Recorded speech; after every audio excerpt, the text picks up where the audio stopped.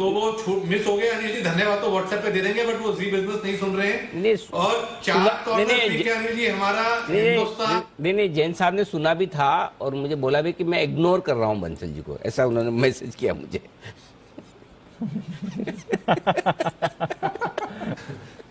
अनिल जी जैन साहब ऐसा बोल ही नहीं सकते अनिल जी। हाँ, जैन बोला साहब नहीं है। अपने नहीं, आप सही कह रहे हैं। नई बात नहीं है, नहीं है। नहीं, आप सही कह रहे, नहीं बोला, आप सही कह रहे हैं, उन्होंने बोला नहीं। नहीं, आप सही कह रहे हैं, उन्होंने बोला नहीं है, उन्होंने लिखा था, लिख के भेजा।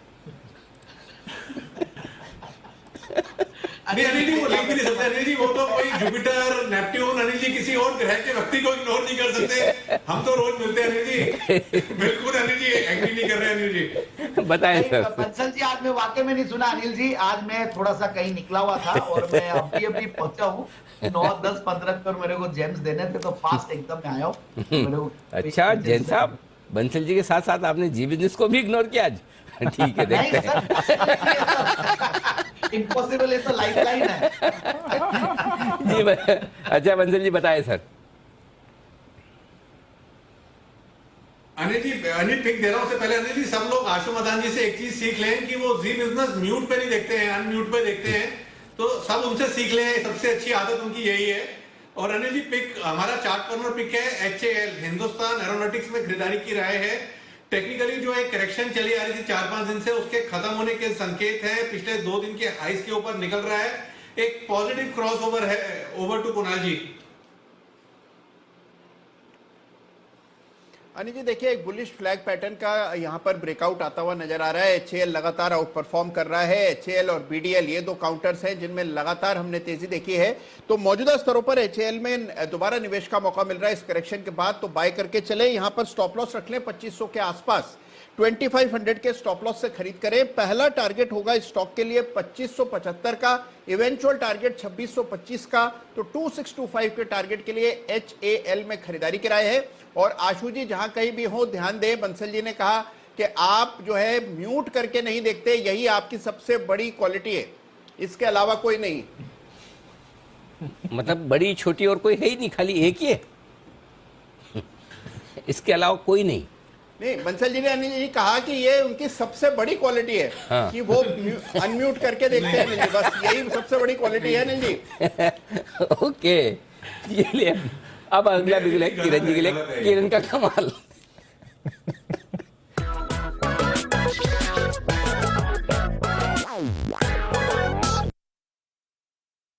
किरण जी बताएं सर।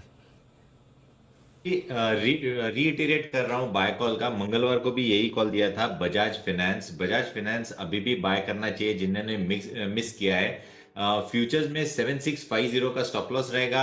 8000 के आसपास के टारगेट देखने को मिलेंगे अगले गुरुवार तक, एक्सपायरी तक। तो मेरा मानना है कि बजाज फाइनेंस आप और रेट करके बाय करके चलना चाहिए। स्ट्रिक्ट स्टॉप लॉस 7650 का रहेगा।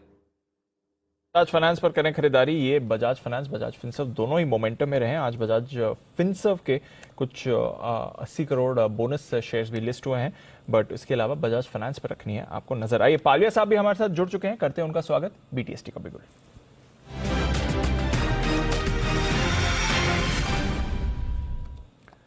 मॉर्निंग पालिया साहब, बताएं सर। मॉर्निंग दीपांशु जी। देखिए FMCG स्टॉक्स में काफी अच्छा बाइंग इंटरेस्ट बन रहा है और उसमें HUL का सेटअप जिस तरीके से बना है, वीकली सेटअप पे देखे तो एक फॉलिंग ट्रेंड लाइन का यहाँ पे ब्रेकआउट होते हुए दिख रहा है। स्टॉक अपने 50 डे मूविंग एवरेज के ऊपर सस्टेन कर रहा है। तो HUL future, Hind Unilever future को यहाँ पे बाय करने की सलाह है। हमें लगता है जिस तरीके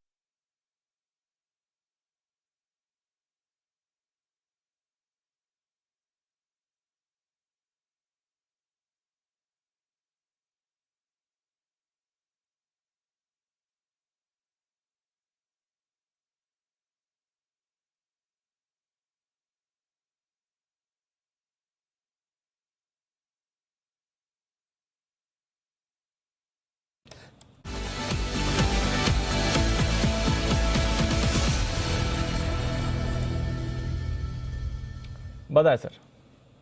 दीपांशु, ऑटो सेक्टर के अंदर तेजी मेंटेन है। ऑटो सेक्टर कंटिन्यू तेजी के ट्रेंड में चल रहा है। तो जो स्टॉक मेरे रडार पे आया है वो ऑटो सेक्टर का है। 164 रुपया 10 पैसा अभी भाव चल रहा है। स्टॉक का नाम है अशोक लीलैंड। अशोक लीलैंड के अंदर तेजी है, बाय करके काम करें, CMP पे खरीदारी करें। जिन्होंने ले रखा है वो लोग पोजीशंस होल्ड करें। लास्ट 2 दिनों के हाई स्टॉक अभी ब्रेक कर रहा है। स्टॉक के अंदर पिछले एक महीने में कंटिन्यूसली तेजी देखने को मिला।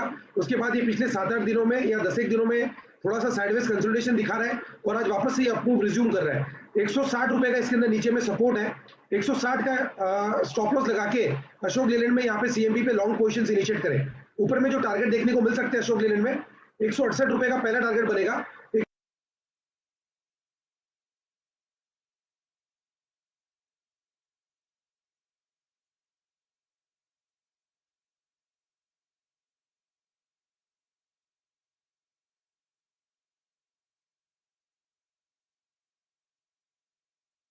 बहुत बेहतर होते हुए दिख रहे हैं, मजबूत 17,700 पर आते हुए दिख रहे हैं। हालांकि डाउ फ्यूचर्स में कोई खास सुधार नहीं, वहीं 115 अंक नीचे है, नैस्डैक फ्यूचर्स 95 अंक नीचे, लेकिन हमारे बाजार बेहतरीन मजबूती के साथ, और बैंक निफ्टी भी देखिए दीप 41,000 के पार निकलता हुआ अब दिख रहा है और एकदम परफेक्ट सपोर्ट लेवल से घूमे, जहां की हम बात कर रहे थे कि निफ्टी में आप देखिए 17,575 सबसे परफेक्ट जगह, 17,580 का लो बनाया और 40,775 सबसे बेस्ट जगह है खरीदारी करने की बैंक निफ्टी की, और 40,795 एकदम उसके पास परफेक्ट सपोर्ट से एकदम घूमकर बाजार ऊपर की तरफ आते दिख रहे हैं। तो कहीं कोई समस्या परेशानी नहीं, ये फिर से लगता है आज ग्रीन ही कर डालेंगे ऐसा लग रहा है। हो ही गया, ऑलमोस्ट हो ही गया सर। निफ्टी का हाई देख लीजिए 697 का है, ऑलमोस्ट ग्रीन पर। सुबह डरने किसी को नहीं दिया, लेने का मौका है। अब जितना ज्यादा नीचे मिल जाता अपनी किस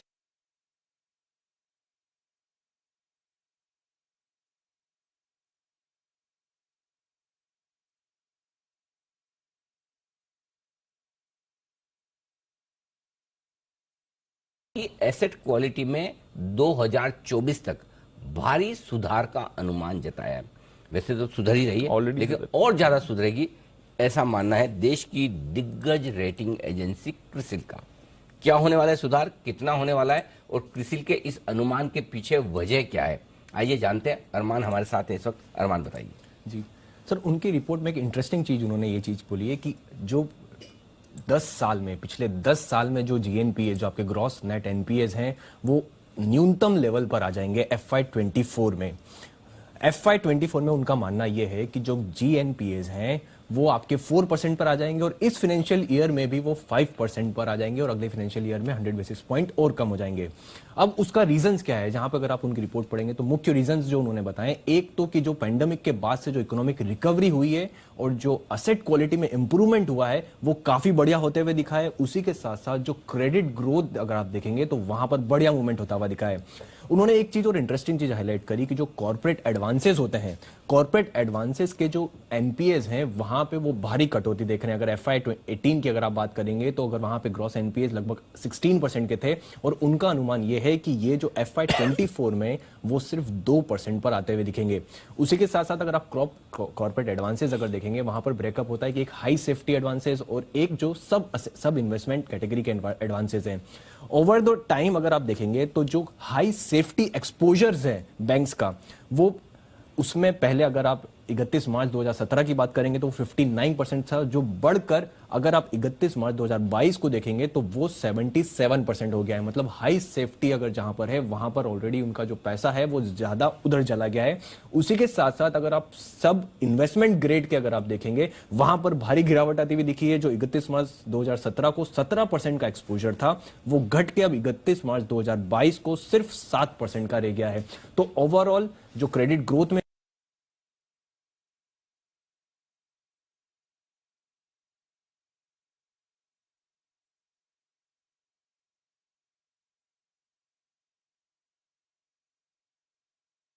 ओके, तो बैंक्स के एनपीएस नीचे आने की तैयारी में है। ये तो हम काफी समय से बात कर ही रहे थे कि बैंक्स के लिए बेस्ट समय आपको चल रहा है। एसेट क्वालिटी में सुधार हो रहा है, क्रेडिट ग्रोथ अच्छी रही है, प्रॉफिटेबिलिटी अच्छी है और रिकवरीज जिस तरह से आ रही हैं स्ट्रेस एसेट्स की, उसका भी फायदा मिल रहा है और यही अब रेटिंग एजेंसीज का भी मानना है।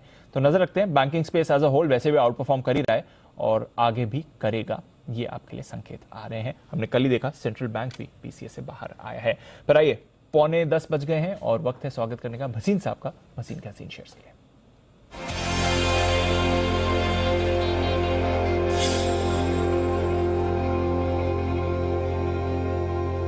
भसीन साहब, गुड मॉर्निंग सर।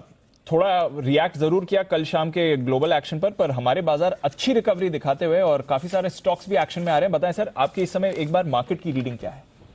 तो देखिए Deepanshu, the real culprit in the elephant in the room is the Fed. The Fed has lost credibility. और ये आज मैं यूएस की कमेंट्री सुन रहा था, it was way behind the curve, और अब उसके पास और कोई इंस्ट्रूमेंट ही नहीं है except to raise rates and kill the market.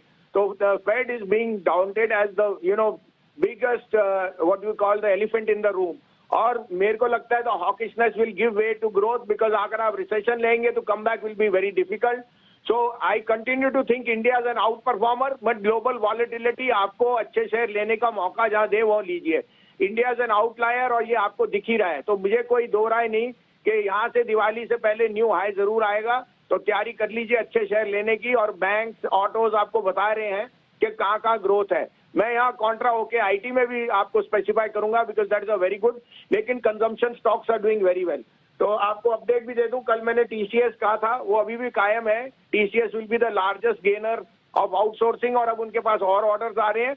अब आपके लिए दो पिक्स हैं, एक कैश का काउंटर है. एक क्लैरिफिकेशन और दे दूं, कैनफिन होम ने आज एक्सेप्ट कर ली उसकी रेजिग्नेशन, और 20 अक्टूबर को एमडी को रिलीव कर देंगे. And they are in the lookout for an external player. तो उन्होंने क्लैरिफिकेशन कह दी, this was on personal reason and the rumor mongering has got the stock down. I reiterate, this stock is headed to 720 by Diwali. Please buy it. अब आपके लिए दो pics हैं, एक कैश का काउंटर है. आप कहें तो मैं शुरू करूं? जी सर, प्लीज बताएं भसीन साहब. देखिए दीपांशु, यहाँ से एक बहुत बड़ा आउट परफॉर्मर होएगा स्पेशलिटी केमिकल का, biggest super speciality chemical, that is Anupam Rasayan. It is the largest player in custom synthesis and manufacturing of speciality chemical. और जैसे एसआरएफ साहब 5 साल पहले, ये उससे भी बड़ा हो जाएगा. इसके मेजर केमिकल सप्लायर्स 28 एमएनसीज हैं, which include Mitsubishi, Sumitomo, Syngenta and Bayer. High end speciality chemical में only company which has a 28% margin. And secondly, there is a QIP in the offering. I think this stock is headed to 1200 to 1400 by the end of this year. So believe me, this stock is a unique example of what SRF and others were. और इसकी तो reach ही बाहर है. He is all into MNCs of the highest order. तो 1200 से 1400 का target है by the year and. 750 780 में लेने की चेष्टा कीजिए. My second pick would be TCS and Godrej consumer. Godrej consumer 923-24 में लीजिए, stop loss of 910, target of 945. And TCS I reiterate a buy at 3000 for a target of 3050, stop loss of 2950. तो IT, FMCG और chemicals, ये हैं आपके लिए 3 spaces जहां पर भसीन साहब का है भरोसा. टीसीएस, इस पर करें खरीदारी. गोदरेज कंज्यूमर, यहां पर 945 का टारगेट के लिए कर सकते हैं खरीदारी. और ऑन अ पोजिशनल बेसिस अनुपम रसायन पर रखिए नजर. 1200 से 1400 तक के बड़े टारगेट्स आपको ये काउंटर ला सकता है. बहुत बहुत शुक्रिया भसीन साहब हमारे साथ जुड़ने के लिए. दोपहर 1:30 बजे और फिर 2:45 बजे फिर से करेंगे भसीन साहब से मुलाकात और कुछ और बेहतरीन आइडियाज लेंगे उनके साथ. इस बीच कुछ बड़ी खबर आ रही है. महाराष्ट्र के deputy chief minister Devendra Fadnavis साहब का एक बड़ा बयान आते हुए दिख रहा है. कल भी एक इवेंट में उन्होंने जी बिजनेस से बात करी थी. बट नवी मुंबई एयरपोर्ट जुलाई 2024 तक शुरू हो जाएगा. 9-10 महीने, 1.5 साल. हाँ 6 साल, 2024 सॉरी, हाँ 2024. ओके 2024, अगले इलेक्शन के पहले. अगले हाँ, नवी मुंबई एयरपोर्ट 2024 जुलाई. ओके, 1.5 साल में पूरा शुरू होने की तैयारी में. ये बड़ी सर बड़ी खबर, बहुत बड़ी खबर है. आ गई, डेट आ गई है फाइनली. ये उन्होंने भरोसा दिखाया. वैसे भी जब से पावर में वापस आए वो कह रहे हैं कि फोकस है उनका इंफ्रास्ट्रक्चर प्रोजेक्ट्स जल्द से जल्द कंप्लीट किए जाएं. कल भी एक इवेंट में उन्होंने हमारे साथ बात करी थी, वहां पर भी ये इंडिकेशन दे रहे थे. मेट्रो प्रोजेक्ट पर तो उनका फोकस है ही, बट नवी मुंबई एयरपोर्ट जो लंबे समय से अटका हुआ है, यहां पर कामकाज अगले 1.5 साल में कंप्लीट हो जाएगा. ये भरोसा दिखा रहे हैं देवेंद्र फडणवीस साहब. और RIIL और जैकॉप, जब भी ये खबर आती है इन दोनों स्टॉक्स पर आप इमीडिएटली इंपैक्ट देखते हैं. RIIL पर इंपैक्ट आ रहा है, जैकॉप पर भी आपको इंपैक्ट आते हुए दिख रहा है. 1.5% ऊपर RIIL और 3.5% ऊपर जैकॉप इस समय आपको ट्रेड करते हुए दिख रहा है. सुमित जी जरा जैकॉप का चार्ट देखें और फिर बंसी जी आपके पास मैं आता हूं RIIL के लिए. इनके लिए तो दो बढ़िया खबरें होंगी. एक तरफ तो वो देश SEZ की जो पॉलिसी आ रही है देश, उसमें ये उस जमीन का अलग से इस्तेमाल भी कर पाएंगे. दूसरा ये बड़ा फायदा है कि अब अगर डेडलाइन आ गई है कि कब से शुरू हो रहा है, तो जाहिर सी बात है कि नवी मुंबई इंटरनेशनल एयरपोर्ट के आसपास जितना लैंड बैंक दोनों ही कंपनियों के पास में है, जयकॉप के पास और RIL के पास, उसकी वैल्यू तो गजब अनलॉक होगी। और आई एम श्योर इन दोनों कंपनियों के शेयर होल्डर मतलब दशकों से ये शेयर इसी उम्मीद में लेकर बैठे थे कि कब तो, क्योंकि अगर वैल्यू निकालेंगे तो RIL के शेयर की वैल्यू जो 2,500-3,000 के ऊपर निकलेगी। हाँ, जो लैंड बैंक है उसकी वैल्यू निकालेंगे, जेकॉब के लिए 500 के ऊपर निकलेगी, क्योंकि लैंड बैंक बहुत है। लेकिन वो वही है कि मार्केट वैल्यूएशन इसलिए नहीं देता कि पता नहीं कब होगा ना, यू नेवर नो होगा कब। तो इसलिए फिर लोग सोचते हैं कि जब होगा तब देखा जाएगा, नियर टू द डेट, ये सब करते हैं। तो अब से लेकर जुलाई 2024 तक जब तक ये खुलने की संभावनाएं बनेगी, धीरे धीरे धीरे धीरे स्टॉक वहां पर फिर आपको ऊपर जाता हुआ नजर आएगा। जैसे ही आपकी ये एयरपोर्ट शुरू होगा तब वो लैंड बैंक होगा, उसकी वैल्यूएशन कुछ अलग ही हो जाएगी, तब आपको एक्चुअल मजा जो आएगा वो तब आएगा। anyway, हाँ, सवाल आप पूछे थे।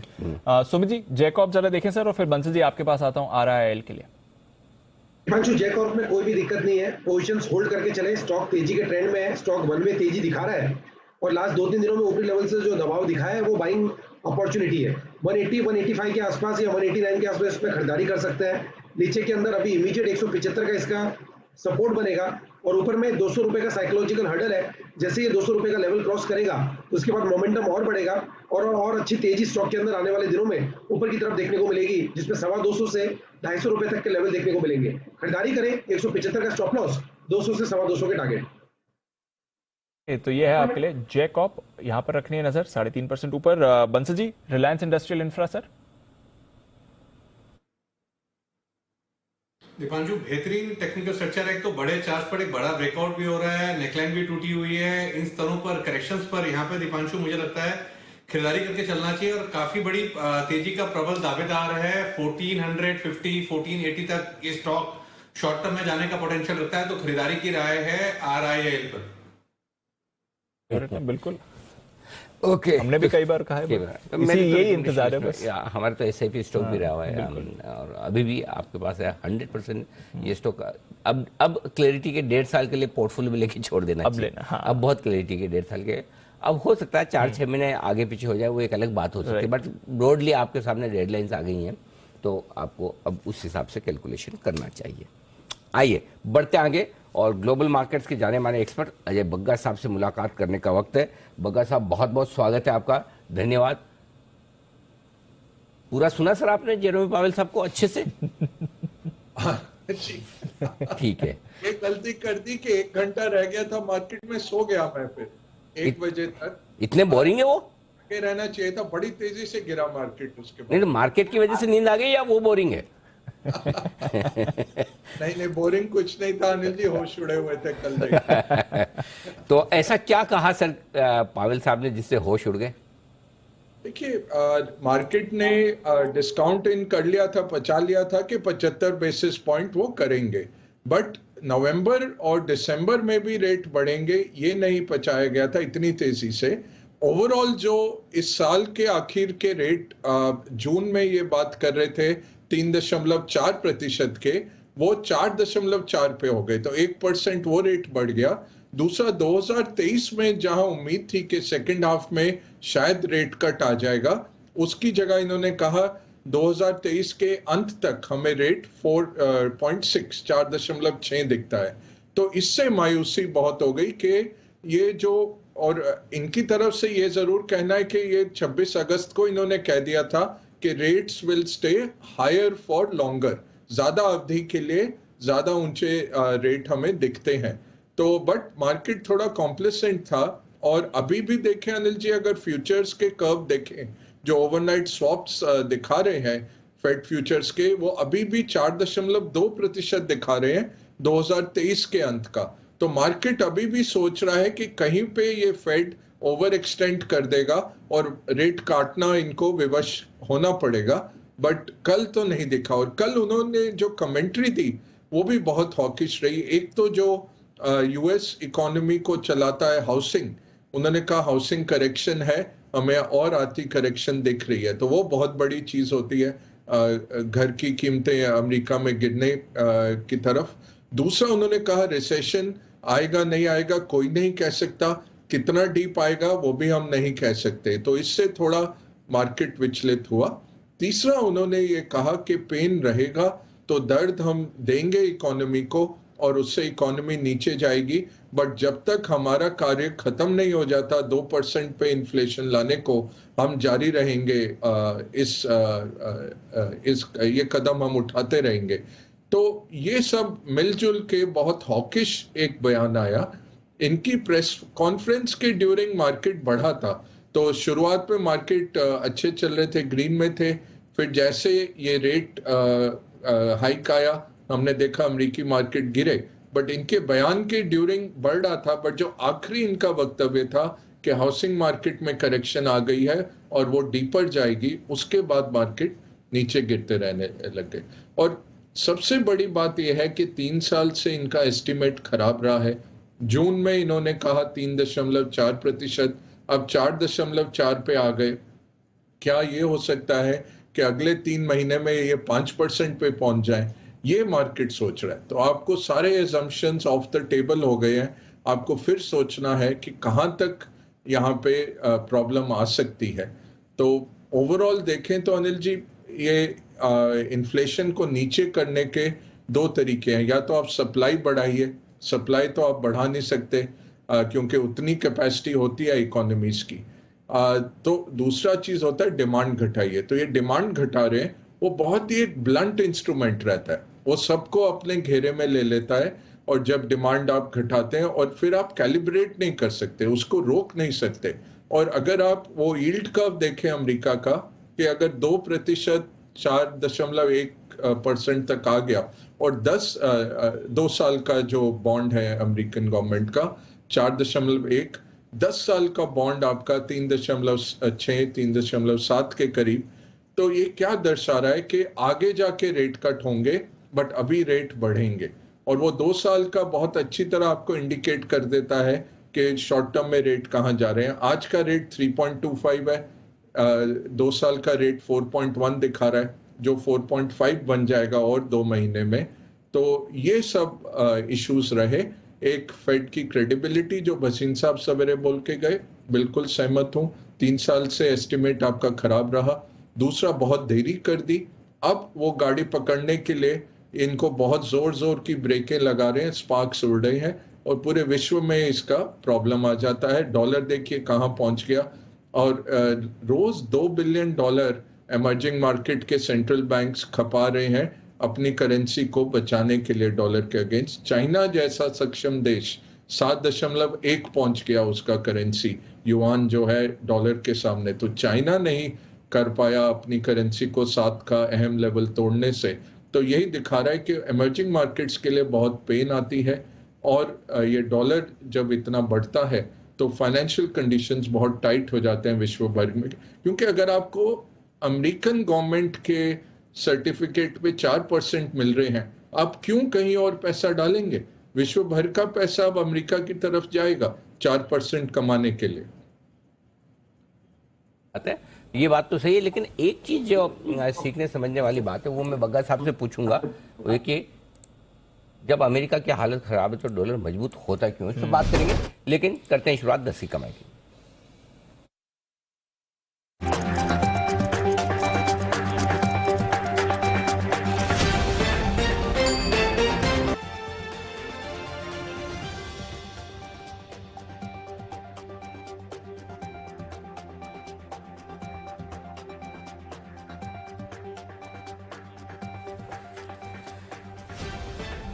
$17,700, जी हाँ, ये है वो लेवल जो देख लीजिए आपको इस वक्त नजर आएगा। निफ्टी दिन की ऊंचाइयों पर आता हुआ और बैंक निफ्टी भी अब 41,000 के आसपास टिकने की कोशिश करता हुआ दिख रहा है। तो निफ्टी ने आज संभाली है तेजी की कमान। और एक वंस अपॉन अ टाइम इस शेयर से सबसे ज्यादा लोग मतलब बुरा मानते थे, क्या नफरत करते थे। आज सबसे ज्यादा प्यार उसी से करते हैं। आईटीसी निफ्टी की तेजी को लीड करता हुआ आज टॉप गेनर के तौर पर जबरदस्त एक्शन में आता हुआ दिख रहा है आईटीसी का शेयर। अब किसी को खराब नहीं लगता, अब नहीं दिखता। और sir more often than not खराब दिनों पर आईटीसी लीडरशिप दिखाता है। मुश्किल में ये काम आता है, ये काम आता है। बिल्कुल, जिन जिन लोगों ने 175, 200, 225 जिस किसी भाव से लिया, बेचना मत। हाँ, देख लेना, नहीं तो है ना कैसे बददुआएं लगी, ध्यान रखिए ना। हाँ, बड़ी मुश्किल से सही भाव में किसी अच्छे स्टॉक में ब्लू चिप में एंट्री हो पाती है, उसमें अगर पूरा नहीं कमाएंगे तो कैसे काम चलेगा। 700 और 800 रुपए के टारगेट तो कुणाल जी राकेश ने कल ही दिए हैं, बिल्कुल स्टॉक ऑफ बड़े डेकेड टारगेट। आइए बढ़ते आगे, 10 की कमाई। राजेश पालिया साहब है साथ हमारे तैयार, बताएं सर आपकी पसंद का शेयर 10 की कमाई। अली जी 10 की कमाई में जो स्टॉक हमें अट्रैक्टिव लग रहा है वो SW solar, Sterling and Wilson. ये स्टॉक में देखें तो एक रेंज का कंसोलिडेशन का ब्रेकआउट डेली और वीकली चार्ट पे होते हुए दिख रहा है। तो स्टॉक में एक बड़े करेक्शन के बाद लोअर साइड पे जो बेस फॉर्मेशन हुए हैं और अब यहाँ पे जो ब्रेकआउट बने, stock 20 day 50 day moving average के ऊपर सस्टेन कर रहा है। तो ये ब्रेकआउट दर्शाता है कि स्टॉक में एक अच्छी तेजी यहाँ से कंटिन्यू होते हुए दिख सकती है। शॉर्ट टर्म के टारगेट हम एक्सपेक्ट कर रहे हैं इसमें करीब 380 रुपए तक के। तो करंट लेवल से स्टॉप लॉस रखेंगे करीब 305 का। SW सोलर बाय करने की सलाह रहेगी पोजिशनल पिक में। ओके, SW सोलर खरीदारी करने की राय आपके लिए राजेश पालिया साहब की तरफ से। आइए SPL मिड कैप स्टॉक से दो खास मेहमान तैयार, राजेश पालिया साहब और मुदित गोयल साहब हमारे साथ जुड़ चुके हैं।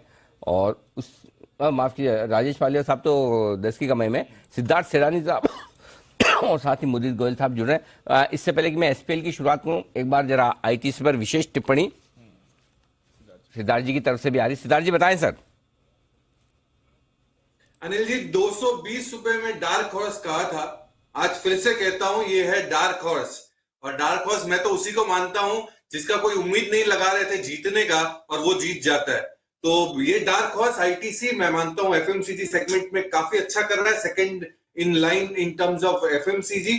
होटल बिजनेस में ऑक्यूपेंसी दमदार है, सिगरेट बिजनेस में थोड़ी सी वॉलेटिलिटी है अर्निंग्स में, बट ओवरऑल पर्सपेक्टिव से एक्साइज ड्यूटी बढ़ नहीं रही है तो ये पॉजिटिव है। ओवरऑल पर्सपेक्टिव से ITC डेफिनेटली बहुत पॉजिटिव है, यहां से खरीदारी करके भी चल सकते हैं और आपने अगर ले रखा है छोड़िएगा मत। ओके, ले रखा है तो छोड़िएगा मत, डार्क हॉर्स है ITC। सिद्धार्थ जी आमतौर पर व्हाइट हॉर्स ज्यादा पसंद किया जाता है, वो परी कथाओं में भी ऐसा ही बताया गया कि सफेद घोड़े पे राजकुमार टाइप से साहब, इसको व्हाइट हॉर्स नहीं कह सकते हम?